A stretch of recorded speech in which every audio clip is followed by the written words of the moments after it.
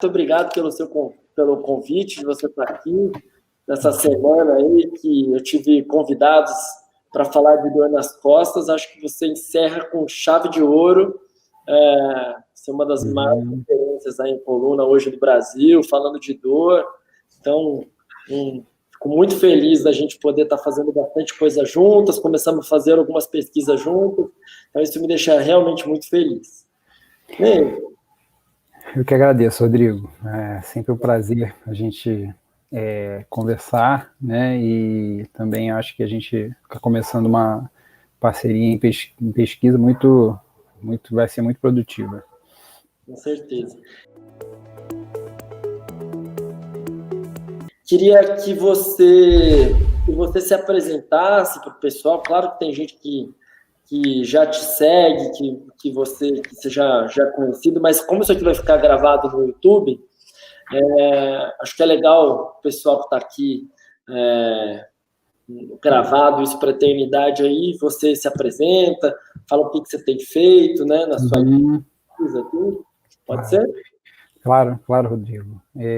Então, eu sou fisioterapeuta há 20 anos, 20 anos que eu atendo paciente, né? Mesmo quando em 2007, 2008, quando eu iniciei o mestrado, eu nunca parei, né? Mesmo fazendo mestrado e doutorado, eu mantive a clínica e fiz mestrado e doutorado em epidemiologia, em saúde coletiva e epidemiologia, pela UERJ, Universidade do Estado do Rio, e me tornei professor do programa de mestrado e doutorado em Ciências da Reabilitação da Uniswan, isso há cerca de 4 anos. E hoje eu oriento alunos de mestrado, doutorado, supervisiono pós-doc também, todos na área de dor, né? E esse é o meu maior interesse em termos de pesquisa.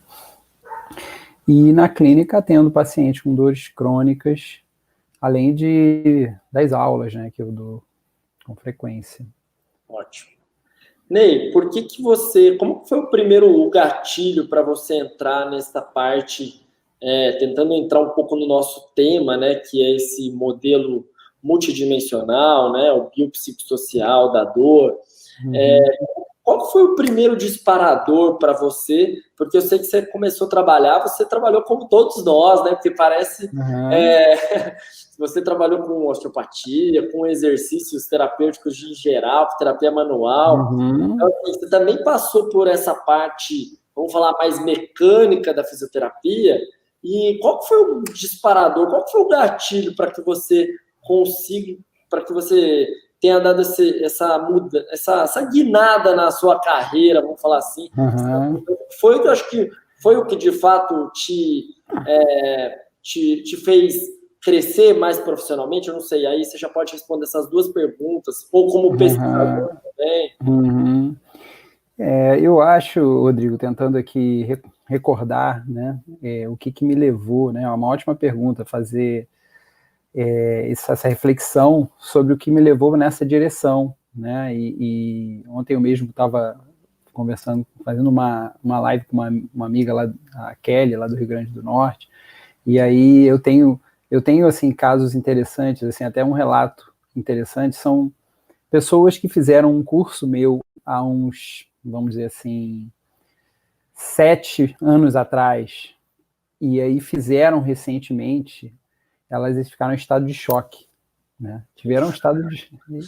Literalmente. Eu tenho até um exemplo, a Cíntia, minha doutoranda, que no primeiro curso, ela falou, né, porque eu era muito... Antes de eu ter essa visão multidimensional, biopsicossocial, eu cheguei até a ter artigo publicado sobre estabilização segmentar, né, dinâmica, uma visão muito mais, vamos dizer assim, como você disse, mais mecanicista, né? Mesmo pensando no controle motor, mas sem uma visão, digamos, unidimensional, né? Pensando muito na dimensão física, mas mesmo assim com foco o foco era muito específico em estabilização, segmentar e dinâmica.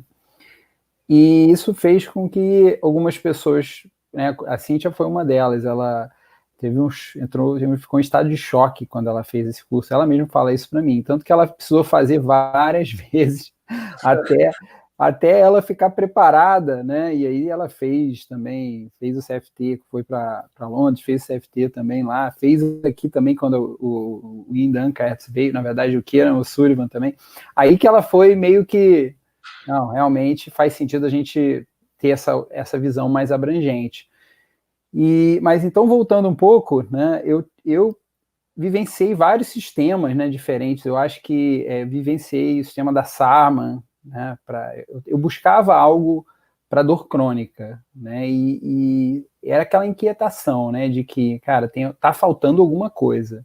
Os pacientes agudos tinham resultados sempre mais satisfatórios, né, e que logo, depois que eu comecei a fazer o mestrado, doutorado, né, em epidêmio, eu comecei a me dar conta de que os pacientes agudos, eles provavelmente melhoram muitas vezes pela história natural, né? Algo que eu estou fazendo aqui, estou me iludindo, achando que é porque eu sou realmente muito bom, mas, na verdade, eles provavelmente, se eu não fizesse nada, ou fizesse uma pequena orientação, tivesse paciência, muitos deles iriam melhorar. Mas aí o grande desafio eram os crônicos. Eu falei, tá faltando algo. Aí eu comecei a ler os artigos, né? Eu já utilizava, teve uma fase que eu utilizava metade do sistema, metade do que eu utilizava em termos de exercício era baseado no sistema da Sarma, e outra metade do Sullivan baseado nos artigos que eu lia, do grupo dele, né? E ele ainda não tinha entrado nessa questão biopsicossocial ainda, mas eu sempre acompanhei esses estudos, né? Fora várias outras visões, outros cursos, mas basicamente ali um pouco antes, na época que eu ministrava aula de estabilização segmentar e dinâmica em cursos de pós-graduação, aí em vários lugares do Brasil, e de especialização, e ali, atendendo os meus pacientes, eu notava uma lacuna faltando. E aí, lendo artigos do grupo do Peter O'Sullivan, eu notei uma mudança no foco, eu notei ele dando muita ênfase na questão biopsicossocial, que o fisioterapeuta, né, seria necessário mudar essa visão. Quando você fez esse curso dele? Quando que foi? 2014. 2014. Tá. Antes disso, eu já tinha um relato de caso escrito, que eu até mandei para o Ian Duncart, que é do grupo deles, e antes de ter ido para Londres, eu já escrevi, eu já estava atendendo mais ou menos com um CFT, né, baseado no que eu vi nos artigos. E tanto que eu escrevi o artigo, mandei para o Ian Duncart, ele falou, cara, isso aí é isso mesmo, isso é CFT. Você está fazendo... E aí, lógico que quando eu fui para 2014, fui para Londres, assisti o Peter O'Sullivan atendendo aqueles pacientes.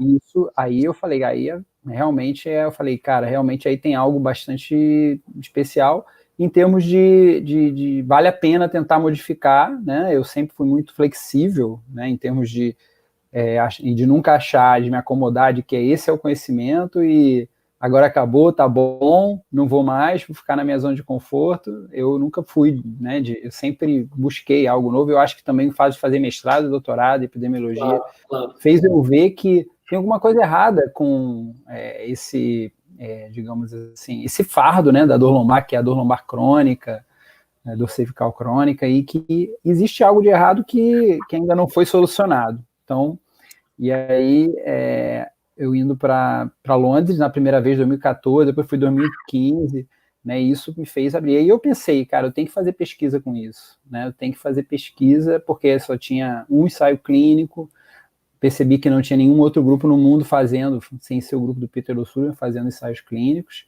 e aí que eu falei, é algo que vale a pena a gente pesquisar. E tive sorte, né, de ter várias pessoas muito interessadas, que eram clínicos, né, pessoas que queriam aprender isso para usar com seus pacientes na clínica, e aí que se tornaram os fisioterapeutas que participaram dos ensaios clínicos, né? Então isso foi muito legal, e aí acabou criando um grupo muito engajado, né, e de pesquisa, e que são todos pesquisadores, fisioterapeutas e clínicos, então é muito o perfil dos meus orientandos, acaba sendo esse, e hoje a gente está aí, né, finalizando aí os últimos follow-ups. Em breve a gente vai ter vários artigos aí com resultados desses nossos ensaios clínicos.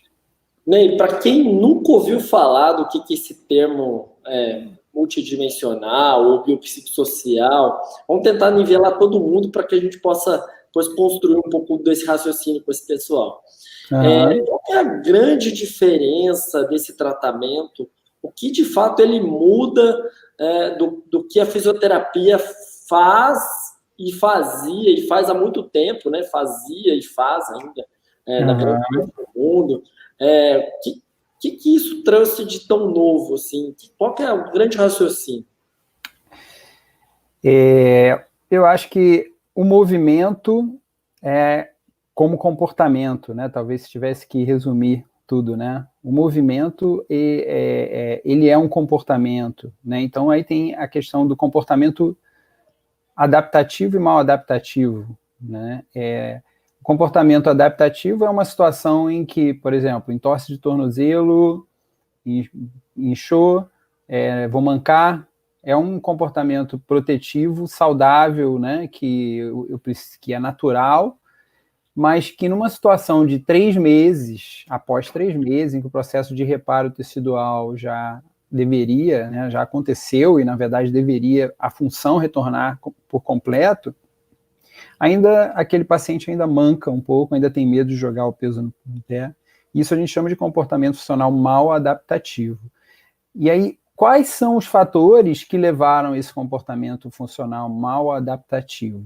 E aí, para a visão antiga, vamos para a visão aí de mais antiga. Eu acho que tem problema no talos, eu acho que tem problema a biomecânica ali do tornozelo não está legal, então provavelmente por isso, ou então o joelho, então é alguma musculatura que está encurtada ou está fraca, então buscava nisso, no tecido, né, uma visão muito biomecânica.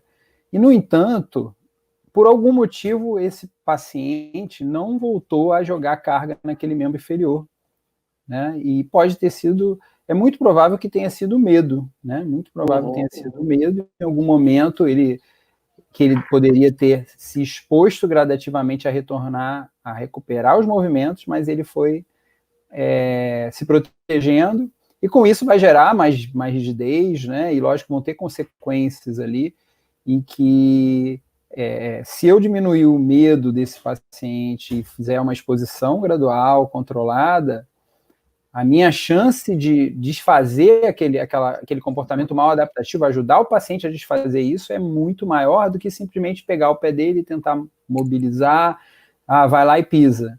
Porque aí o que vai acontecer? Ele vai pisar, sentir o desconforto.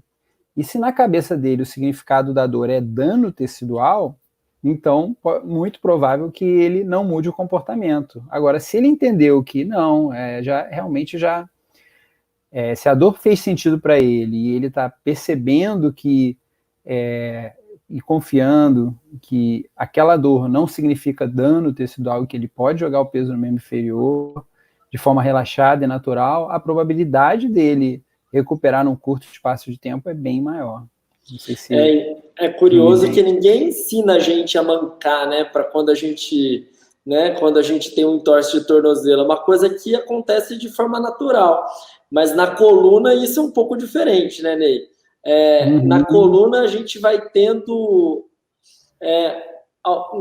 a gente, talvez por toda esse histórico de informações que a gente vai tendo na coluna, que a coluna ela é perigosa, que a medula passa ali, ou todas essas informações que a gente tem, blogs na internet, televisão, todo momento.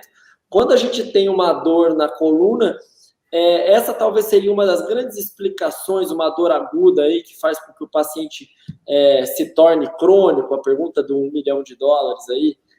Por que na coluna é tão diferente do pé e do tornozelo?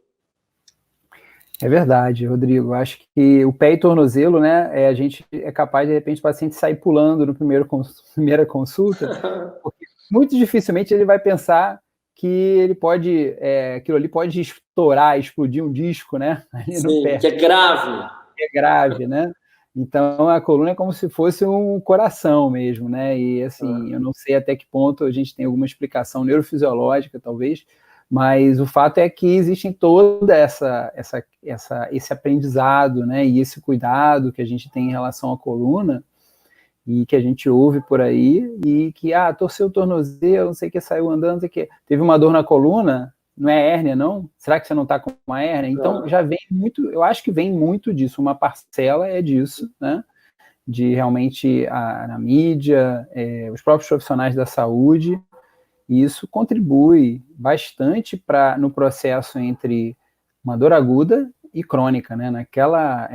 Vamos dizer assim, nos estudos longitudinais, a maior parte dos fatores que levam, né, de uma dor aguda para crônica, eles são psicossociais, né, ou de estilo de vida, e, no entanto, a gente tem isso em mente, é uma coisa que é antiga, né, está em vários livros, e é inegável que todo mundo passou por isso, aprendeu isso, e fica um pouco na cabeça de que não, mas é a postura, isso aqui, esse desalinhamento. Eu fiquei muito bom, tão bom em ver desalinhamento, que a gente começa a enxergar pequenos desalinhamentos e atribuir causalidade, né? E a gente acaba fazendo isso. Eu mesmo, com a questão do TechSnack, achava que a hipótese inicial é que a gente vai encontrar realmente, né? E aí a gente viu que é totalmente, não existe essa associação, e nos surpreendeu no primeiro estudo, mas a gente estava já num processo de mudança de pensamento, e aí já no segundo estudo a gente já não ficou surpreso, né? Ney, vamos entrar nesse tema então com calma então para o pessoal, já que é um tema super polêmico, a gente está no YouTube, um lugar assim, importante. Você foi um dos... Vamos contar um pouco da história que aconteceu. Então, nos Estados Unidos, saiu do The New York Times falando que a postura da cabeça com o uso dos smartphones, né? Porque foi aumentando no decorrer do tempo. Então é muito comum a gente olhar e falar assim, nossa, as pessoas têm mais problemas na cervical, de coluna, com o passar do tempo e com a tecnologia. E essas coisas aconteceram juntos. A mais tecnologia, mais problemas. Será que isso teve uma relação? E saiu um estudo, então só para explicar para quem nunca ouviu, saiu um estudo falando que quanto mais a cabeça ia para baixo, mais peso a cabeça fazia, e existia uma correlação direta com dor. Então, quanto mais a gente ficasse com o celular para baixo com a cabeça, mais dor isso poderia acarretar aí a cervical. E daí, isso foi um pesquisador americano mesmo, o primeiro estudo? Foi, na verdade, dessa foto, que é muito compartilhada, é o neurocirurgião Hans Raj, que fez o quiroprata, né? Não, o quiroprata é eu esqueci o nome dele, que criou o The TechSnack Institute, é o quiroprata americano. Jim, alguma coisa, esqueci, agora no momento não lembro, mas foi exatamente logo depois que surgiu o iPhone. Aí ele criou esse Instituto TechSnack olhando uma adolescente que estava numa postura ruim, e aí depois no consultório dele, e ela estava cheia de dor cervical, e aí ele já disse que, olha, logo viu que ela estava com dor, então a dor cervical é causada pela postura que você está errada. E aí isso foi parar depois no Washington Post, New York Times, e aí o negócio pegou lá nos Estados Unidos. Pegou. Né? Não, no mundo todo, eu acredito, né? No mundo todo, porque eu sigo gente do mundo todo, e eu vejo em todos os lugares. E daí me conta um pouco como é que foi essa pesquisa foi o seu grupo que acabou, você contou aí que tiveram 2 publicações. Conta um pouquinho como é que foi esse caminho de conhecimento e descoberta. Essa era uma das perguntas que eu ia fazer. Como você já antecipou? Então, na verdade, o que a gente quis... Eu na época, com até o Gerson Damasceno, ele estava querendo pesquisar sobre coisas que não tinham muito a ver com o que era as nossas linhas de pesquisa do mestrado. E eu me lembro que trocou o projeto várias vezes e acabou indo para a questão do celular, né? E aí na época eu fiz essa proposta, falei, poxa, cara, vamos fazer uma coisa, olha, você sabe que esse negócio de TechSnack aí todo mundo fala, mas não tem um estudo sequer. Aí nem tinha ainda saído aquele do Hans Raj dizendo a questão do peso, né? Que na verdade não foi feito com seres humanos, né? Foi um modelo biomecânico. E que, na verdade, já eu vou falar como derrubar essa ideia aí, né? Que, na verdade, é muito fácil de derrubar. E aí, nessa época, a gente falou, bom, vamos fazer o estudo mais simples possível, vamos fazer um estudo transversal. E ele falou, eu tenho acesso a muitos estudantes, adultos jovens de ensino, aquele ensino supletivo, e tem muita gente, então a gente poderia fazer, e eles já estão todos com celular. E aí que a gente fez a forma mais simples, que foi fotografar eles digitando, para ver qual era a postura habitual deles, e perguntar a frequência de dor cervical e se eles tinham dores cervicais. E aí foi que a gente, para nossa surpresa, nenhuma associação. Ou seja, quem tinha aquela pior postura, que todo mundo, os fisioterapeutas olham na rua e falam, nossa, aquele ali vai ter dor no pescoço, ou tem dor no pescoço, né? Eles não tinham nenhuma associação. Mas aí alguém vai se perguntar, mas esse é um estudo transversal, só em um momento do tempo. Ok. Mas geralmente os estudos transversais, o que a gente encontra associação, aí a gente faz o longitudinal e a gente não encontra, né? Então o estudo transversal negativo, ele não é tão problemático quanto positivo, né, em termos de viés. Mas ainda assim existe a possibilidade daqueles que têm dor cervical na hora da fotografia não estarem distraídos, né? A gente pedia para eles digitarem. Tinha uma pergunta lá que fazia qual é o seu time, alguma coisa assim, o que você mais gosta de fazer na aula, para tentar distraí-los, mas eles poderiam, vamos supor, que a pessoa que tem dor cervical poderia corrigir a postura na hora, e isso em gerar um viés. Por isso a gente precisa, né, vamos dizer assim, fazer um longitudinal, e que a gente está fazendo, ainda não tem o resultado desse longitudinal, está em andamento. Felizmente os follow-ups estão acontecendo mesmo com o distanciamento social, né? Porque é só ligar e perguntar. Claro que ainda vai demorar para sair esse resultado e talvez atrase até um pouco mais, porque a gente não chegou no N total. Agora tem um outro estudo aí em breve que vai estar submetido no The Spine Journal, que em breve a gente vai ter aí, está em revisão no The Spine Journal, e não vamos mudar a conclusão, só vou adiantar que não vai mudar a conclusão do primeiro. Tá, né? Ótimo. Mas o pessoal aguarda aí que vai vir novidade boa. E o primeiro estudo, quando foi publicado no European Spine Journal, ele se tornou, ele é até agora o 5º artigo mais compartilhado nas redes sociais da história do European Spine Journal. Ele está em primeiro da época dele, né? Desde que ele saiu, ele é o número 1, mas ele é o 5º da história mais compartilhado do European Spine Journal, segundo o Altmetrics. Né, eu confesso para você que, assim, isso até me surpreende até hoje, porque quem nos segue nas redes sociais, a gente leva a crer que as pessoas já estão acostumadas a falar que o celular não causa dor. Mas essa semana, agora, né, eu estava na quarentena, eu fiz um meme que era um cara saindo correndo, assim, e um cara saindo correndo e falou assim, celular não causa dor no pescoço. E aí atrás estava escrito, tipo um monstro correndo atrás, mas eu vi no Bem-Estar que fala, a cabeça pesa 27 quilos. E aí é impressionante, porque assim, teve um monte de gente rindo, sabendo e tal, mas o número de pessoas que me pedem o artigo, você pode me dar o artigo que embasa isso, tal, ainda é muito grande, assim, é uma coisa que eu acho que a gente tem que toda hora tirar um pouco essas crenças, porque eu acho que é mais, a mídia ainda ganha da gente, né, eu acho que assim. É verdade. E isso que você falou dos 27 quilos, né? Não sei quem é que já não assistiu aquele vídeo do indiano carregando uma motocicleta na cabeça e botando em cima de um trem. A coluna cervical, ela aguenta em cadáveres 250 quilos até colapsar.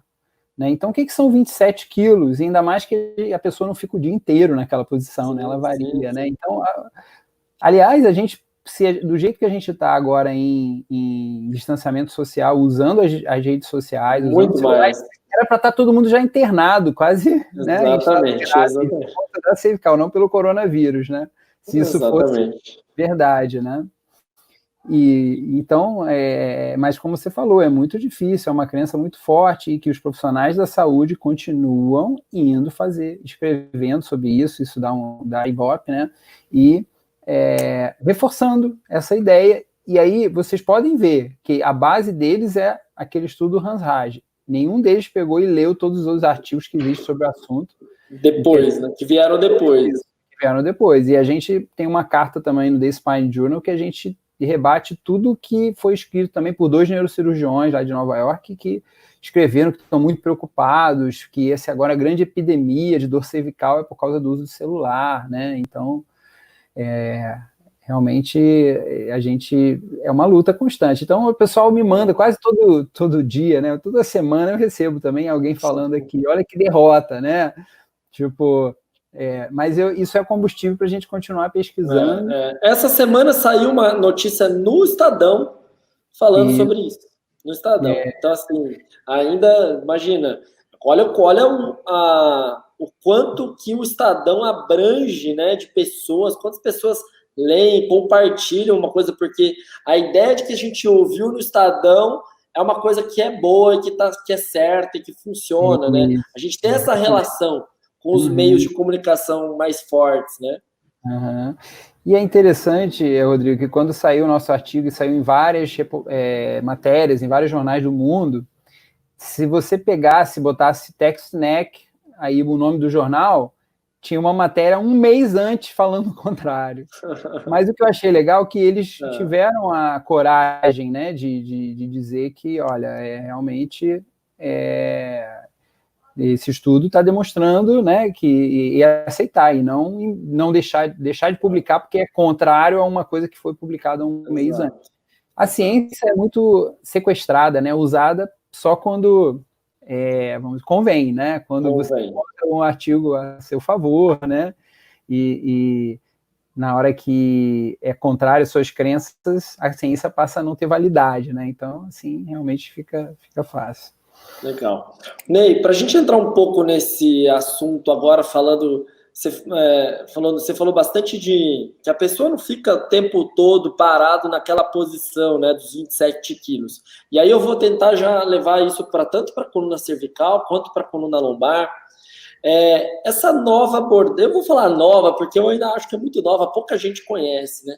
Essa forma que veio do CFT, que é multidimensional, que você trabalha e que você tem pesquisado e que tende a ser um caminho muito produtivo aí para as dores, o que ela faz de tão diferente? Qual que é a abordagem que o fisioterapeuta trabalha com esses pacientes que muda, difere do que a gente fez por muito tempo na fisioterapia?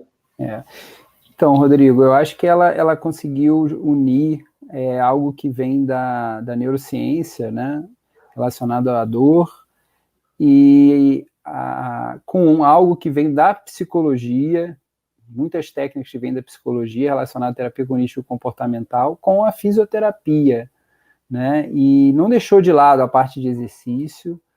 Terapia manual também é utilizado, principalmente quando você tem alterações, restrições de movimento, mas a questão é muito mais do entendimento do paciente, né?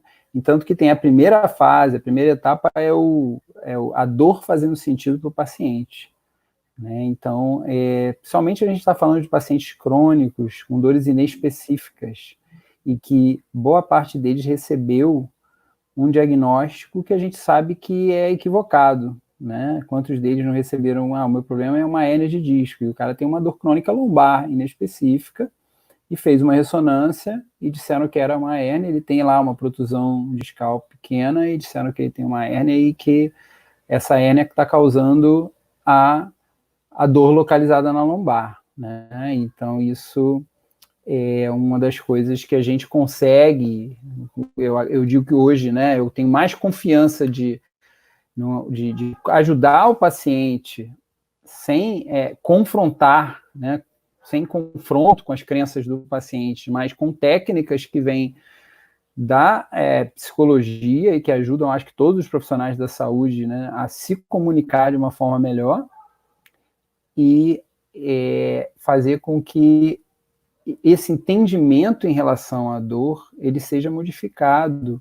Por quê? Porque esse entendimento em relação à dor, ele tem um impacto direto no comportamento motor, né? Então, se eu acho que a minha coluna realmente eu tenho algo na coluna e que isso é a causa da minha dor. Eu estou com algo e toda vez que eu vou fazer certos movimentos, esses movimentos eles são perigosos, logo eu tenho que evitá-los.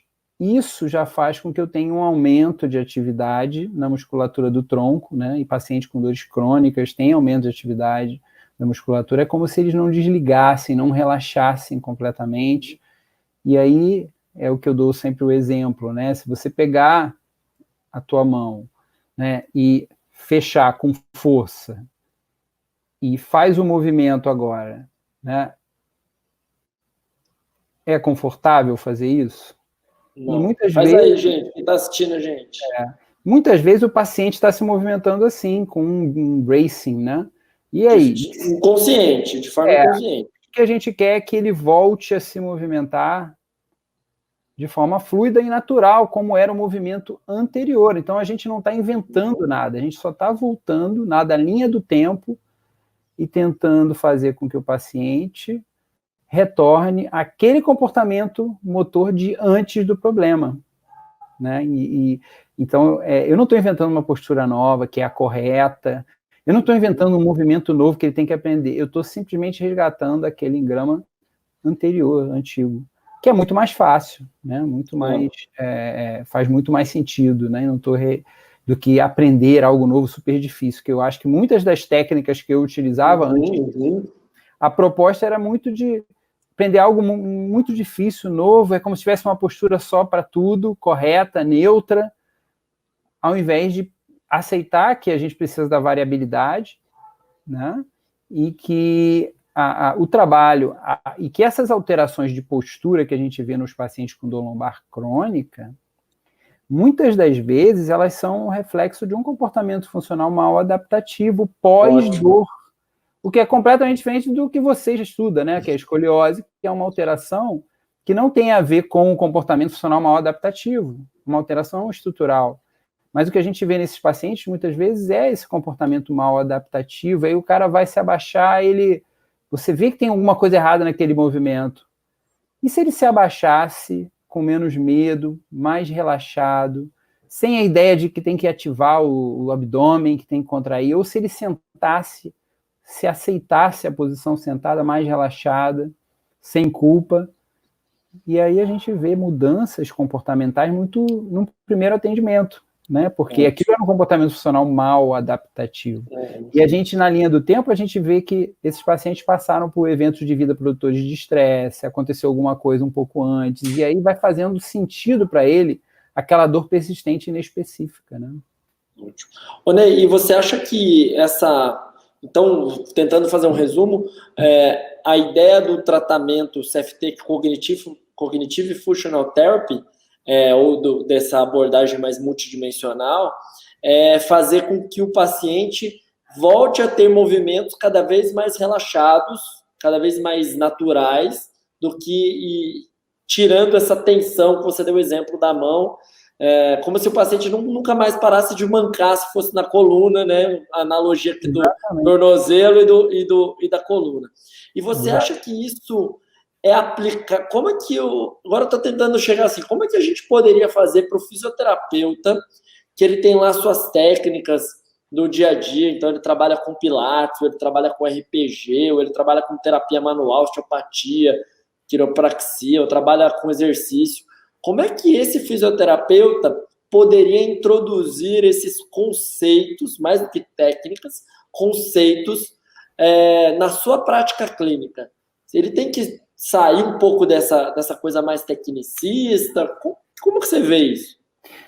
Olha, eu vejo assim, a questão é que, como a minha inquietação de sempre foi que, olha, aprendo um monte de técnicas, né? Tenho uma experiência grande, né? Uma lista enorme de cursos, só que eu estou satisfeito, tá bom com o que eu tenho, ou eu vou buscar, tá faltando algo, eu preciso continuar me aperfeiçoando, continuar, vamos dizer assim, tentando encontrar respostas para aqueles pacientes mais difíceis, mais complexos, né?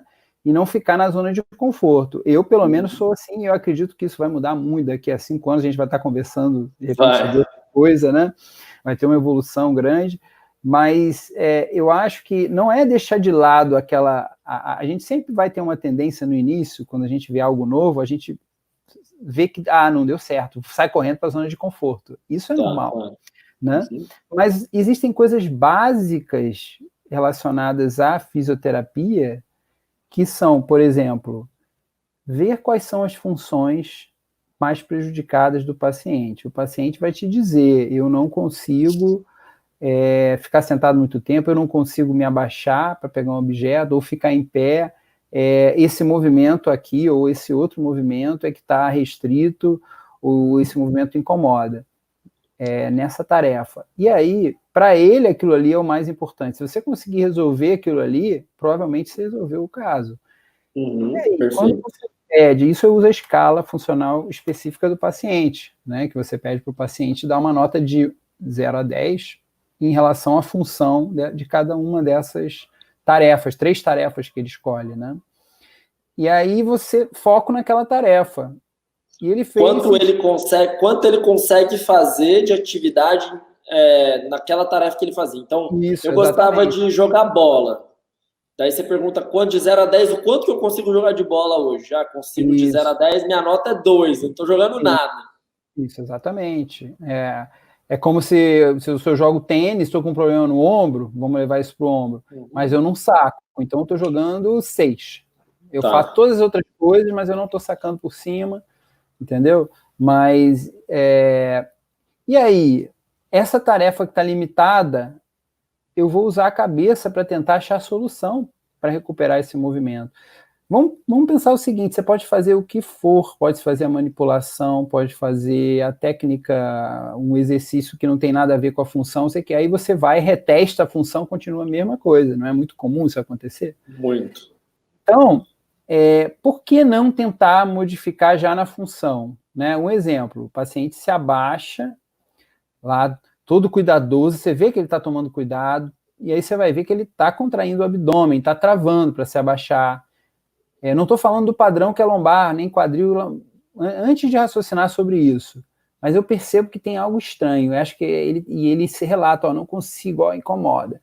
E aí você faz essa explicação que eu falei para ele, pede para ele tentar fazer mais relaxado, e já vê qual é o comportamento, será que já não modificou a dor?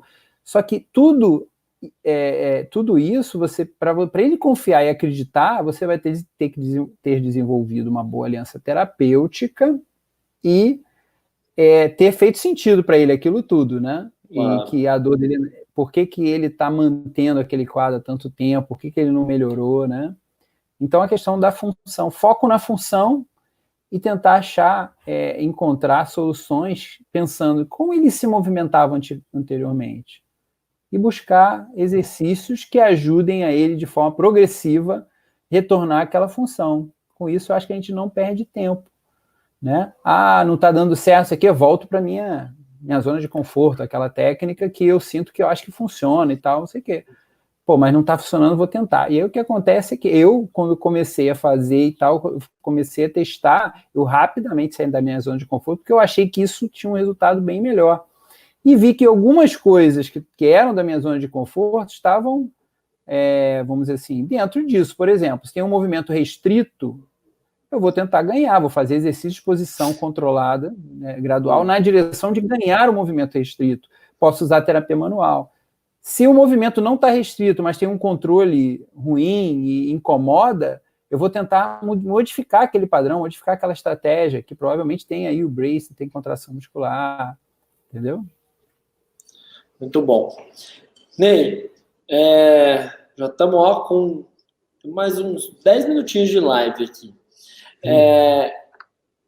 Se a gente for fazer um caminho assim para que o fisioterapeuta então ele comece a aplicar isso na sua prática clínica, saindo dessa live aqui, ele comece qual é o caminho que ele deve fazer para que ele possa, o que ele tem que ler, qual é o caminho que ele precisa fazer para ele poder sair um pouco dessa zona de conforto e estudar um pouco mais essas abordagens. Você acha que ele tem que voltar a ler lá desde o começo da educação em dor, né? De todos esses aspectos que você falou? Como seria? O que o fisioterapeuta precisa fazer para ele sair da zona de conforto dele? Assim, a minha experiência maior é que o comportamento é mais fácil, existe uma maior probabilidade do comportamento modificar quando você vê a coisa acontecendo. Né? Então, até por isso eu tenho aqueles artigos que são os relatos de caso, com os vídeos. Eu acho que esses vídeos, você assistir vídeos de atendimento de CFT e ver que a coisa faz sentido, faz você se motivar para estudar, para entender mais como a coisa funciona. Né? Eu acho que esse é um caminho. E eu acho que um outro aspecto que eu não falei, Rodrigo, que é olhos nos olhos, né? Por exemplo, até a questão do atendimento online hoje, né? Eu estou tentando aqui olhar para o buraquinho da câmera, né? Para parecer que eu estou olhando para você. Então, a gente vai ter uma dificuldade maior para tentar desenvolver aliança terapêutica no primeiro atendimento, se for online, pelo fato de que eu estou olhando para o buraquinho, agora estou olhando para o seu rosto, já não estou mais, não parece. Isso é ruim aqui, porque tem hora que eu estou olhando ali, ver o que a pessoa está fazendo, parece que a gente não está tendo esse contato tão próximo, né? Exatamente, porque na verdade o feedback é o rosto, né? E aí você quer fazer espelhamento. Espelhamento é ver mais ou menos qual a expressão facial que o paciente está, se é mais, se está feliz, está mais triste, é você espelhar, né? Ver que você está prestando atenção, né? Então, curioso isso, né? Você tem que olhar para você, tem que olhar aqui. Aí a gente também deve tentar fazer essas adaptações e ouvir o paciente sem interrupção. Faça essa experiência, tenta ouvir o paciente sem interrupção, porque ele vai falar, quando ele quiser parar, você pode falar, você quer continua? Tem um dado, não tem? Quanto tempo o profissional da saúde interrompe você falou isso um dia? Sim, 20 segundos, em torno de 20 segundos. 20 né? Segundos? Então, o paciente não consegue terminar o raciocínio para ele contar o que aconteceu nesse período. Cada 20 segundos é muito rápido, né? Exato. E, em geral, as pessoas também, raros são os pacientes que falam demais, que você não vai aguentar. O tempo é uma variável importante. Se você tem um atendimento de 15 minutos, 20 minutos, realmente fica difícil, né? Para você ouvir a história do paciente. E aí, quando você está ouvindo, ao invés de também afirmar, fazer questionamentos, né? O que você pode afirmar digamos, reforçar certas coisas, refletir, né? Mas não o que eu normalmente fazia é aquela história. Acho que você devia fazer mais exercício. Por que não perguntar? O que você acha de fazer? Então fazer exercício de repente na escada, aproveitar que está difícil a gente sair de casa, mas fazer um exercício, fazer questionamentos ao invés de afirmar e tentar impor aquele nosso conhecimento, que nós somos profissionais de saúde, né? Então eu acho que essa parte de a gente construir aliança terapêutica, ouvir a história do paciente, tentar fazer a linha do tempo das coisas que aconteceram na vida dele, como ele se comportava antes do problema, tentar encontrar o bright spot, que é aquele momento da vida que a funcionalidade dele era normal, como ele se comportava. E é incrível como esses pacientes falam, tem relatos de que, nossa, nunca ninguém me ouviu assim. Então é muito legal, muito bacana, como a gente prepara para a parte que a gente vai entrar com exercício, se for no caso do online, eu não vou conseguir tocar no paciente, mas eu posso estimular ele a fazer, me mostrar qual é a tarefa que está incomodando, e pedir para ele tentar fazer e me mostrar, botar o celular um pouco mais distante, e eu vou dando orientações, tenta fazer, relaxa um pouquinho o abdômen, vê se o abdômen está relaxado, solta, dá um tempinho, você está realmente com a respiração, né, tá muito acelerada, vamos respirar um pouquinho, vamos fazer um pouquinho de mindfulness, relaxar para depois voltar, né? Então acho que tem muita coisa para ser feita e dá para aplicar isso e começar já a ver algum resultado, né? Acho que uma frase que ficou muito na minha cabeça depois do curso que eu fiz com você, e eu comecei a usar muito com os meus pacientes, e acho que até na minha vida, tá? Porque eu acho que isso que você ensina no curso e tal, é uma abordagem que a gente acaba fazendo com as pessoas que estão ao nosso redor, né? E acho que tem uma frase que você falou bastante, que ficou na minha cabeça, que é assim, que é falar para o paciente, olha, dói você fazer esse movimento de flexão, não faz sentido para você que a sua musculatura está presa. Então, a palavra assim, para o paciente refletir, isso faz sim, o que eu estou dizendo para você faz sentido para você? E essa é uma frase muito curiosa, né? Faz sentido. Porque a gente é louco para contar e fazer a nossa verdade, mas muitas vezes você não sabe se aquilo faz alguma... na cabeça do paciente, se tem alguma lógica, ou se para ele vai embora ali, não faz sentido nenhum. E eu comecei a usar muito essa frase, assim, e é curioso mesmo. Os pacientes, eles falam, não, isso realmente faz sentido. Parece-me, agora assim, 3, 4, 2 meses aí que eu tenho trabalhado um pouco mais dessa maneira, parece-me que os pacientes respondem diferente. Parece que eles aderem mais àquilo que eu achava que eu fazia. Não sei se você tem o que você acha. Não, eu concordo. Para mim foi uma mudança assim também, né, muito, muito importante em termos de adesão ao tratamento, né, que é a verdade dele, faz sentido para ele, é como você colocou. Ele passa E outra coisa, e a gente também, quando você olha nos olhos na hora que ele está fazendo exercício também, se ele está fazendo uma cara estranha, aí você faz essa pergunta e aí ele vai responder e aí você vai pensar saber o que está passando, do que a gente fazer toda uma sessão com o paciente na dúvida. Porque se ele estiver em dúvida, achando que aquilo não é legal, é provável que o comportamento motor não seja como a gente gostaria que fosse, né? O ideal, né? Muito legal. Ney, dá assim, você quer contar um pouquinho, só para acho que a gente dar uma finalizada, assim, um pouco da onde você está e para onde você está almejando ir nesse caminho seu das suas pesquisas, tudo assim, até para depois de um tempo você olhar lá e falar assim, fiz isso. Para que caminho da ciência você tá se direcionando? Tá cada vez mais, sei que tem um monte de coisa para terminar aí, essa é uma pergunta bem difícil. Você sabe, Rodrigo, que essa pandemia, eu me envolvi agora com pesquisa de Covid. Verdade mesmo? Verdade mesmo. Como eu fiz epidemiologia, né,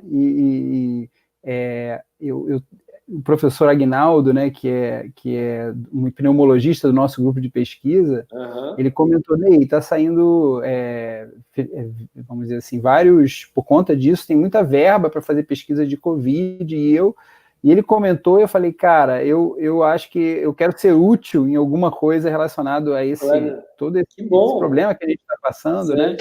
E eu estou colaborando com pesquisa de Covid, porque dor lombar é muito importante, vai continuar sendo importante, né? Claro. Mas nesse momento, é um momento que eu me Precisamos de vocês, pesquisadores, para ajudar o mundo, né? Exatamente, e como eu me lembro, né, que epidemiologista da área de doenças contagiosas não é comum, não é muito comum. Claro. Então, tem vários dos meus professores lá de epidêmio que estão envolvidos agora com pesquisa que não eram especialistas na área.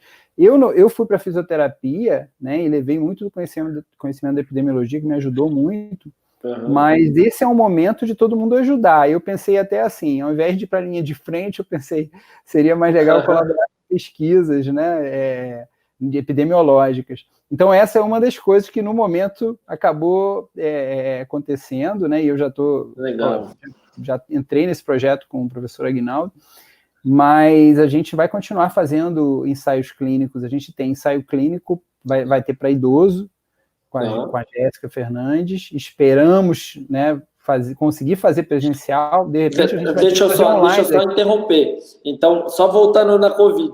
Então, assim, acho que é legal porque, só enaltecer isso antes de você mudar de assunto. É legal porque, muitas vezes, a linha de frente você não vai ser tão útil do tanto que você pode ajudar como pesquisador, né? Então, parabéns, que iniciativa legal, tá? Então, legal. Obrigado. Eu estou aprendendo muito, né? Cada dia informação nova, né? Relacionada aos ensaios clínicos que estão saindo sobre as drogas testadas, né? Às estratégias. Tem muita coisa ruim, né? Saiu muita informação ruim, realmente. E eu estou feliz em ver os meus professores epidemiologistas na televisão, sabe? É muito legal isso. Um lugar com merecimento, né? Por serem realmente estão com muito mais frequência hoje eles do que os jogadores de futebol. Né? Isso é uma boa. Né? Mas e aí, em relação aos ensaios clínicos de CFT, que a gente tem o projeto da Jéssica, que é com idoso, com dor lombar crônica, Eu quero também fazer dor cervical crônica, ainda não, isso daí ainda não está fechado, quem é que vai tocar esse.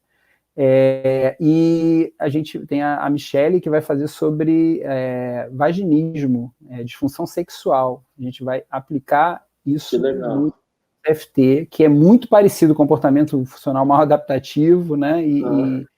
E é muito legal, é muito interessante o feedback, e a gente está nessa linha, tentar expandir o CFT, utilizar para outras áreas. E outra coisa, tentar aperfeiçoar cada vez mais, porque esse é um universo que a gente está há muito pouco tempo, e lógico que a gente vai aperfeiçoar, eu acredito nisso, mas é bem difícil a gente pensar assim que vamos voltar para o modelo biomédico em curto prazo. Eu acho que dificilmente, né? Eu acho que a gente está se aprofundando cada vez mais nessa visão mais multidimensional e considerando os outros aspectos. Não é se tornar um psicólogo de jeito nenhum. Vamos continuar com foco na função, mas a gente vai expor o paciente ao movimento, né? Exatamente. Falar Eu me sinto mais fisioterapeuta do que nunca. Eu, sinceramente, não me sinto realmente, mesmo com os atendimentos online. A Emília Moreira perguntou aqui, Ney, e eu já vou falar para o pessoal começar a fazer as perguntas, se tem uma possibilidade de você fazer um curso online durante o período de isolamento. Então, Emília, é muito provável que eu vá divulgar nos próximos dias, porque eu tinha o curso que eu tinha marcado, os cursos que eu tinha marcado, muito provavelmente, por exemplo, em junho, não vai acontecer, né? Eu já tenho algumas pessoas inscritas, eu só preciso entrar em contato com elas para ver se elas topam. O seu curso é um curso muito viável para ser feito online. Ele é muito viável, até porque dá para gravar ali você com o seu paciente, a forma que você atende. É muito parecido com o meu curso, que a gente faz muito comando de voz para o paciente e pouca mão no paciente, pouco terapia manual. Então, todo mundo acha que é uma coisa impossível de se aprender pela internet, mas a internet veio como um tsunami, né? Todo mundo vai sair melhor, né, dessa pandemia. Todo mundo teve que aprender na marra. Sem dúvida, Rodrigo. E como como você colocou, é teórico demonstrativo, é totalmente possível. Eu tenho um banco tem muitos vídeos de atendimento de pacientes, né, e fora os relatos de casos já publicados. E eu acho que tem tudo para funcionar muito bem essa migração temporária, né? E lógico que se for boa, que seja maior para você conseguir traduzido para o mundo todo, quem sabe. É isso aí. A Eliomar falou que topa, a Flávia falou que super indica, eu também super indico. Pessoal, vamos perguntas? Umas 2, 3 perguntinhas para o Ney aí, para a gente terminar a nossa live de hoje. Vamos ver aqui que o pessoal vai dizer alguma coisa. Ney, para mim também acho muito interessante, abriu muito minha cabeça, acho que é uma forma diferente, totalmente diferente do que eu pensei um dia que eu ia trabalhar com paciente com dor crônica dessa maneira, e eu acho que está sendo muito desafiador. Eu vou contar um pouquinho, eu já falei isso para você, né, nos meus áudios no WhatsApp, mas eu acho que vai ser, a Flávia está pedindo para você fazer vídeo no YouTube de volta. Eu vou falar que, no meu caso, está sendo muito desafiador trabalhar com essa abordagem, porque eu tenho que juntar as duas coisas, né? O meu paciente que tem escoliose, ele precisa ter um foco na postura dele, em automatizar aquela nova postura, e, ao mesmo tempo, muitas vezes, para uma dor crônica, eu preciso deixar ele cada vez mais solto. Então, tem sido um desafio. Quem sabe naquela minha paciente mais idosa, a gente também faça um relato de caso com ela. Eu fiz todos os questionários, ela assinou o termo de consentimento, tudo. Eu estou acompanhando ela, quero acompanhar pelo menos por uns 6 meses, para a gente poder ver como é que foi isso. Eu tentei mesclar um pouco de alguma coisa mais corretiva para coluna, sem fazer nocebo de maneira nenhuma, só para automatizar e, ao mesmo tempo, para ela relaxar a musculatura, para ela fazer movimentos. Vamos ver como que vai ser os desfechos. Então, isso é muito legal. Eu acho possível, sim, né? Você pensar nos 2 desfechos, né? Não é fácil, é um malabarismo, mas eu acho que faz sentido acreditar que seja possível, sim, as duas coisas, né? Porque no teu caso você tem que pensar estrutural mesmo, mas quando você tem a dor no meio, você vai ficar ali. Eu também preciso que o padrão de movimento flua, né? E que se eu ficar também muito focado na estrutura, pode ser que eu aumente a atividade da musculatura e ela fique com mais dor, né? E aí o que vai adiantar a correção se ela está com mais dor, né? Então eu acho que é sempre bem difícil essa escolha, né? Mas eu acho que vai ser legal, é possível que dê certo. Ney, a Roberta perguntou quais casos, então, você indica o seu paciente para um profissional da psicologia? Então, eu tenho pacientes, né? Eu tenho paciente em comum com o Zé Siqueira, né? Quem conhece o Zé Siqueira, e agora ele também está atendendo online, então tem respostas muito interessantes. O paciente que eu indico para o caso do psicólogo, e principalmente um psicólogo que esteja acostumado a lidar com dor, né? Não estou falando daqueles pacientes que já têm psicólogo, né? E que por outros motivos, mas quando eu indico para um psicólogo que realmente fala a minha língua, né? E é muito legal, eu tenho começado, depois que eu me toquei, que o Zé Siqueira atende online, vou indicar, e muito interessante a resposta, né? Então, algumas coisas que eu não me aprofundei, porque a gente não vai tratar desfechos, não vou tratar, né, ansiedade, depressão, mas eu vou ajudar o paciente a fazer sentido para ele que isso é importante. E que ele mesmo, no caso desse paciente, ele mesmo falou, você acha que eu deveria ir ao psicólogo? Aí foi ótimo, porque eu não corri o risco do backfire effect, né, daquele efeito de retirada de que, tá achando que eu sou maluco? Tá me indicando, né, que as pessoas têm muito preconceito. Então, se eu notar que existe algo que é um desfecho relacionado, que não tá na minha área, se a dor e incapacidade e a coisa está fluindo, a dor está fazendo sentido para o paciente, eu estou conseguindo evoluir na exposição gradual controlada, eu acho que esse paciente não precisa, muito provavelmente ele não vai precisar. Não são todos os pacientes com dor lombar crônica que vão precisar de psicólogo, mas alguns, a coisa é mais complexa, você nota que tem um relacionamento ali, um problema de relacionamento que está acontecendo, e você já tentou fazer ele perceber isso, que isso tem a ver com os sintomas dele, e você está com todo cuidado, mas você sente que aquilo ali era para o psicólogo, que ele vai se aprofundar mais em assuntos relacionados aos relacionamentos de familiares no trabalho, e que outras questões, né, de abuso, questões de eventos, estresse pós-traumático, né, depressão, e que não são coisas que eu vou tratar. Mas, de fato, fazer o paciente entender que aquilo é importante pode ser que seja um caminho para ele mesmo perguntar para você não acha que eu deveria ir ao psicólogo? Aí é ótimo, é maravilhoso. Legal, maravilha. A Eliomar fez só um comentário aqui para relembrar que a sua carta ao grupo, a carta do seu grupo, né, para o Sullivan foi fatality. Ela escreveu assim, que foi muito bom. Legal. Obrigado, Eliomar. Ney, parabéns então pelo seu trabalho, pelo que tem feito aí pela terapia, porque a gente sabe que a dor nas costas é uma doença altamente incapacitante e que nós de fato até hoje não sabíamos muito tratar dor nas costas, né?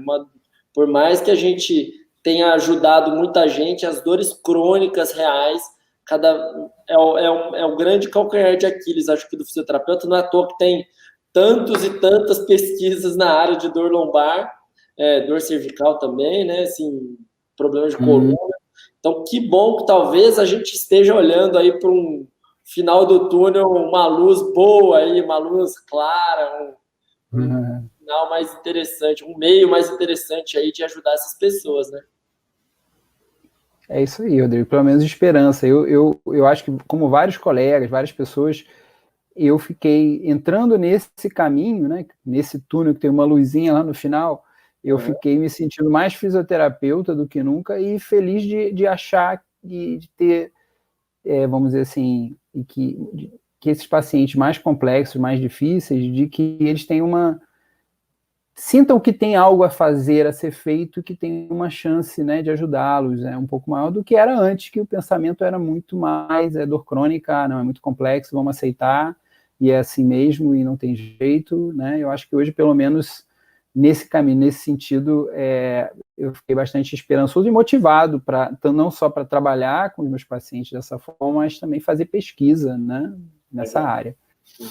Legal, 2 recadinhos aí, então, para quem está querendo começar, quem quer fisioterapeuta, que está querendo buscar alguma coisa dessa área, e para o paciente, quem assistiu nossa live, tem dor nas costas, dor na cervical, e quis saber aí um pouco mais sobre isso, dar um recado para esses 2 públicos diferentes.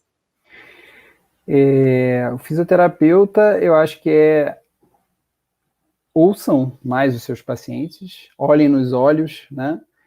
E ouçam mais, valorizem mais a história do paciente, né? Eu acho que é o início de tudo, você já começa a ver diferença. E para os pacientes, aproveitem, vamos dizer, esse período, principalmente quem está, né? Quem está naquela, que já ouviu de alguém e já ouviu várias propostas de que você só vai resolver a sua coluna com cirurgia.